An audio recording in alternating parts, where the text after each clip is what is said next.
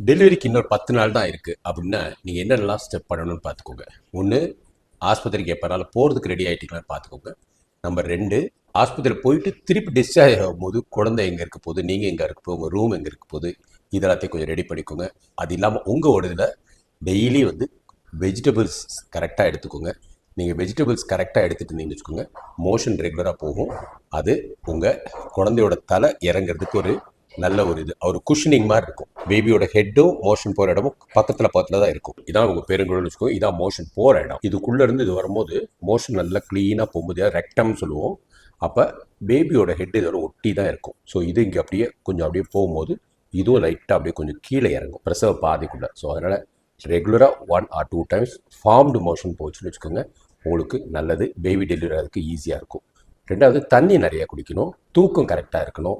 Squads exercise. டாய்லெட்டில் உட்காந்து எதிர்க்கீங்களே, Indian டாய்லெட்டில், அந்த காலத்தில் இந்தியன் டாய்லெட் மட்டும்தான் இருந்துச்சு, சுகப்பிரசவம் அதிகம் ஆச்சு. இப்போ வெளிநாட்டு டாய்லெட் வந்துச்சு.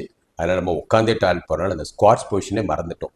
ஸோ நல்லா உட்காந்து டாய்லெட் போகிற அந்த ஃபெசிலிட்டி இருந்துச்சுன்னு வச்சுக்கோங்க. இல்லை அதே மாதிரி டெய்லி 2 மணி நேரத்துக்கு இருக்கும் 3 தடவை செஞ்சுக்கிட்டே இருங்க. பெயின் வரும்போது அந்த பெயின் ஸ்டார்ட் ஆகும்போது மூச்சு நல்லா இழுத்துட்டு அப்படியே அந்த பெயினோட சேர்ந்து அந்த மூச்சு வெளியில் விடுற மாதிரி புக்குன்னு வச்சுக்கோங்க. பேபி நல்லா கீழே இறங்கி வரும். உங்களுக்கு டயர்ட் ஆக மாட்டீங்க. சிம்பிள் டிப்ஸ் தான், பட் இதுங்க கரெக்டாக பண்ணிங்கன்னு வச்சுக்கோங்க, உங்களுக்கு சுகப்பிரசவம் நிறையா இருக்கும். பிரசவ வலியும் ஈஸியாக தாங்கிப்பீங்க. அதுதான் எனக்கு தெரிஞ்சு பெஸ்ட் டிப்ஸு. ஸோ டெலிவரி ஆக இன்னொரு 10 days தான் இருக்குன்னா இது எல்லாத்தையும் ரெகுலராக பண்ண ஆரம்பிங்க. தேவையில்லாமல் சிசேரியன் செக்ஷனை அவாய்ட் பண்ணலாம். அதனால் உள்ள செலவுகளையும் நீங்கள் அவாய்ட் பண்ணலாம்.